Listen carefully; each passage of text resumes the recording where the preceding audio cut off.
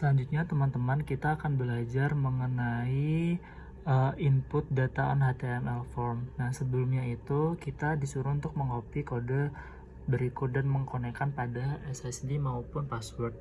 Nah kali ini kita menggunakan SSID dari tethering handphone saya yaitu iPhone Denny dan passwordnya terlampir.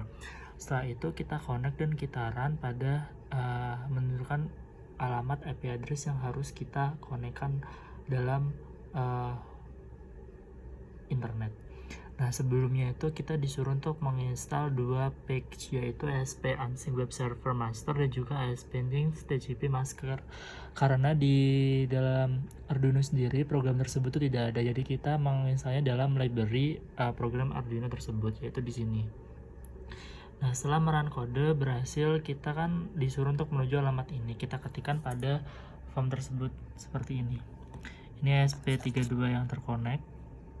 Nah ini kan ada input 1, input 2, input 3, terus ada tulisan dia disuruh untuk submit kan. Nah selanjutnya itu langkah selanjutnya akan diuji coba sebagai berikut. Untuk contoh inputnya kita coba inputkan 1, 2, 3, 4, 5, 6. Kita submit di input pertama. Menuliskan http get request sent to your ASP on input field input 1 with value 1, 2, 3, 4, 5, 6. Ada tulisan return to homepage. Nah, kemudian SP32 tuh akan menyimpan input field tersebut kepada SPIF sendiri.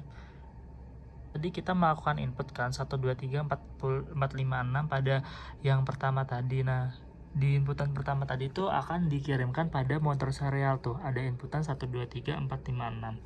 Misal kita return to homepage, kita klik. Atau enggak kita klik back. Kita inputan kedua, misal kita masukkan Denny. Kita submit. Nah, akan masuk ke SP32-nya, Denny. Terus kita return lagi ke homepage, kita masukkan inputan ketiga, System Embedded. Kita submit, juga akan terkirim ke motor serial yang kita lakukan. Seperti itu teman-teman. Untuk yang kedua kali ini kita akan melakukan tes sesuai yang diminta, yaitu pada contoh kedua kita akan melakukan save input fields to SPIFs. Nah setelah proses contoh kedua ini tuh contohnya tuh kita akan menyimpan data yang dimasukkan dan di input fields permanently dalam SPIFs.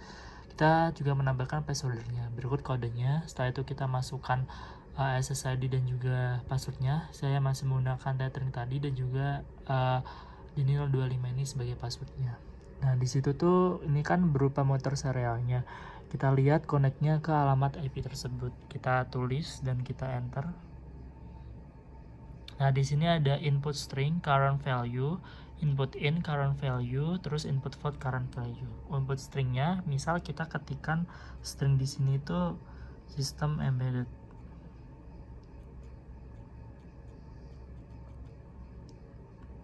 Kita submit dan ada tulisan bahwa satu dulu menyatakan save value to SPIF. Ini berarti kita menyimpan value tersebut sesuai dengan pada demonstrasinya.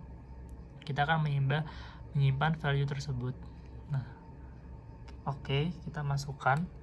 Terus kita akan lihat di serial monitornya. Ini ada laporan read from file system embed you're inputting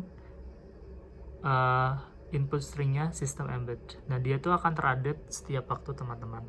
Selanjutnya tuh ada yang namanya input integer. Misal kita masukkan kode kuliah matkul ini ya, misal 2260.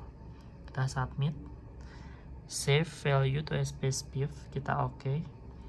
Nah maka dalam monitor serial pun akan memasukkan input data tersebut integer 2260. Jadi input string system embed integer input 2260. Kemudian yang ketiga kita akan input float teman-teman. Nah misal input float di sini kita menggunakan angka 2260,5 2260. Kita submit. Nah, kita save to value ASP. Nah, ini masukkan teman-teman sistem embed 2260, current value 2260. Pada monitor serial juga terdapat input string, input integer, input float. Jadi data akan disimpan. Kurang lebih seperti itu. Terima kasih.